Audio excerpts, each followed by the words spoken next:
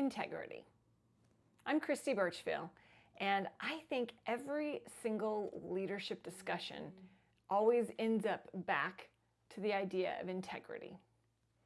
We see it here today in Daniel. We're in chapter 3. We've been studying through the book of Daniel, and there's so many incredible leadership principles that you can read about through this. If you've missed any of the previous ones, you can click on the link in the description below. It'll take you to the full playlist.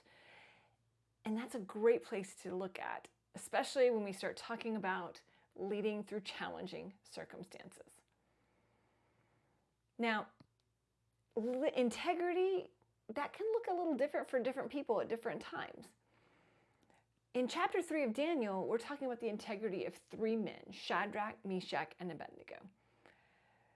They were in a situation, the king has built this incredibly huge golden statue of himself, and he's asking everyone to bow down and worship that statue. Some other people were really upset. They didn't like the Jews, and so for that reason, because these men were Jews, they thought, hey, how can we get them in trouble? Oh, we're going to tell the king that these men aren't going to bow down and worship him.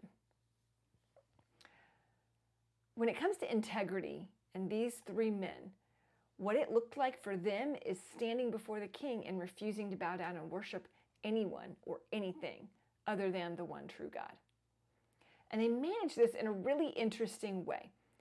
See, in these verses, we're in Daniel chapter 3, verses 13 through 18, and it talks about, they say, hey, God can save us.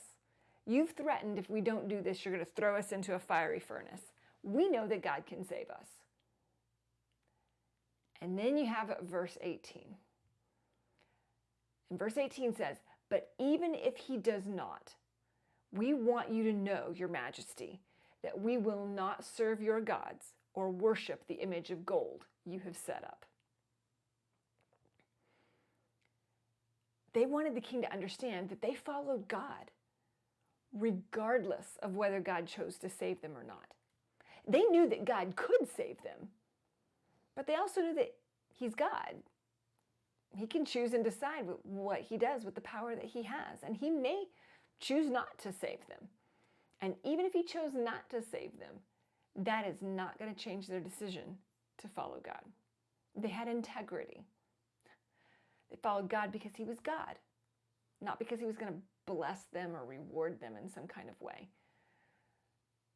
They followed God because he's a God that's worthy of being followed.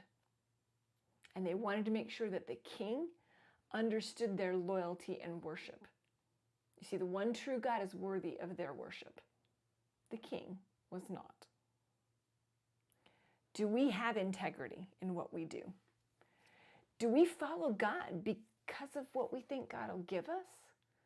Or are we following God simply because he is worthy of being followed? That's what true integrity looks like. Make sure that you subscribe. We're going to continue through this as we follow the rest of this story through Daniel chapter 3. I'll see you tomorrow.